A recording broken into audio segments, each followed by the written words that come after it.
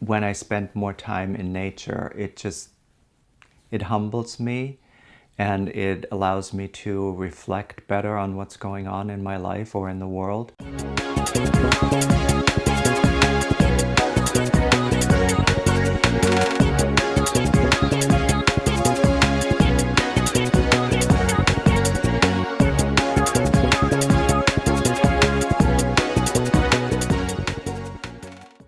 I start my day every day with a walk, and I walk along Commercial Street, and then I end up getting to the marsh and the breakwater, and which is one of my favorite places in Provincetown, especially in the summertime when you can swim in the breakwater.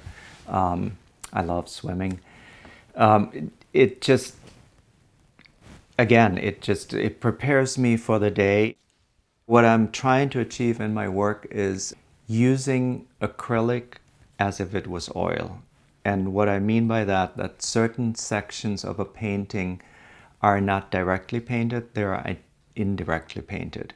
So basically, like old masters, you're putting on translucent layer over translucent layer in order to build up the scenery.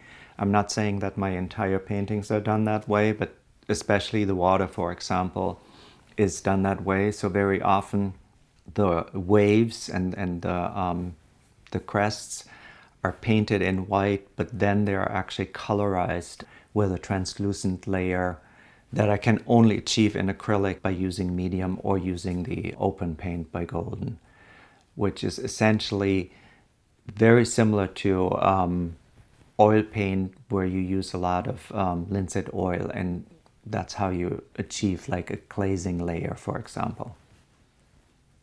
My work has always been about nature. I started out more or less as a landscape painter, and my work was abstract/representational. But over the years, I've done a little bit of a journey where the work has become much more realistic, literal, for lack of better words. And that happened because I realized that when I was drawing and when I was doing studies, my drawings were not abstract. And that gave me pause, and I thought about what would happen if I bring in my drawing skills into my painting practice. And simultaneously, I also realized that my background as a graphic designer, I didn't make use of. There was a clear separation between graphic design and painting. And the question came up for me, what would happen if I allowed that to come into my studio? The piece for the breakthrough, it kind of took a long time to get there. And as I mentioned earlier, there were several small breakthroughs that led me to that part. But it started out, again, doing something different, just doing collages, cutting up stuff. And I had done a whole set of printouts of Claude Lorrain paintings, a French painter that I really adore, landscape painter. I had, I think, 9 of these printouts of Claude Lorrain paintings, and I started, as I mentioned, just loosely cutting into them, all kinds of organic shapes, and then I started stacking them. And I knew that I wanted to do that, which is why, I went from smaller cutouts to larger cutouts. And then while I was stacking them, and the moment before I put them down, I noticed these drop shadows. And these drop shadows, which don't really show as well right now in this light, but you can see what I'm talking about here. I was fascinated with that. I really liked that idea. It took me about a year to realize that I don't need to paint the drop shadow.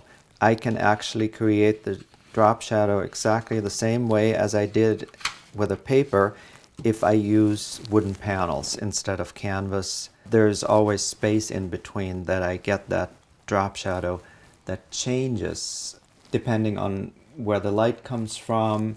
Is it natural light, artificial light?